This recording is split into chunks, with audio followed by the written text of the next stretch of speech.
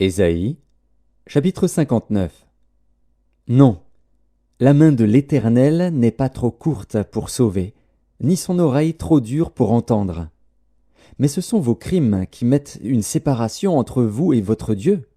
Ce sont vos péchés qui vous cachent sa face et l'empêchent de vous écouter. Car vos mains sont souillées de sang et vos doigts de crime. Vos lèvres profèrent le mensonge, votre langue fait entendre l'iniquité. Nul ne se plaint avec justice, nul ne plaide avec droiture. Ils s'appuient sur des choses vaines et disent des faussetés, ils conçoivent le mal et enfantent le crime. Ils couvent des œufs de basilic, et ils tissent des toiles d'araignée.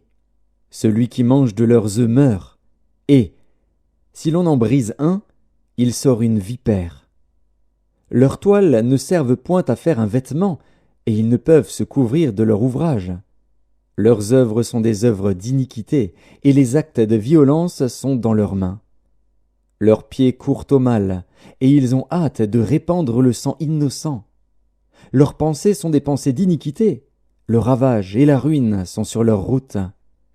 Ils ne connaissent pas le chemin de la paix, et il n'y a point de justice dans leur voie. Ils prennent des sentiers détournés. Quiconque y marche ne connaît point la paix. C'est pourquoi l'arrêt de délivrance est loin de nous, et le salut ne nous atteint pas. Nous attendons la lumière, et voici les ténèbres, la clarté, et nous marchons dans l'obscurité. Nous tâtonnons comme des aveugles le long d'un mur, nous tâtonnons comme ceux qui n'ont point Dieu. Nous chancelons à midi, comme de nuit, au milieu de l'abondance, nous ressemblons à des morts.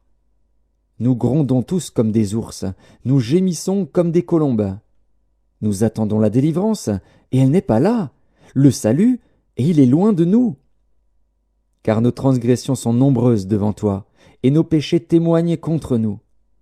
Nos transgressions sont avec nous, et nous connaissons nos crimes. Nous avons été coupables et infidèles envers l'Éternel, nous avons abandonné notre Dieu. Nous avons proféré la violence et la révolte, conçu et médité dans le cœur des paroles de mensonge. Et la délivrance s'est retirée, et le salut se tient éloigné.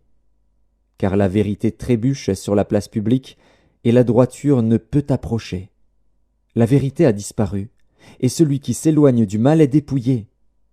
L'Éternel voit, d'un regard indigné, qu'il n'y a plus de droiture. Il voit qu'il n'y a pas un homme, il s'étonne de ce que personne n'intercède. Alors son bras lui vient en aide, et sa justice lui sert d'appui. Il se revêt de la justice comme d'une cuirasse, et il met sur sa tête le casque du salut. Il prend la vengeance pour vêtement, et il se couvre de la jalousie comme d'un manteau. Il rendra à chacun selon ses œuvres, la fureur à ses adversaires, la pareille à ses ennemis. Il rendra la pareille aux îles.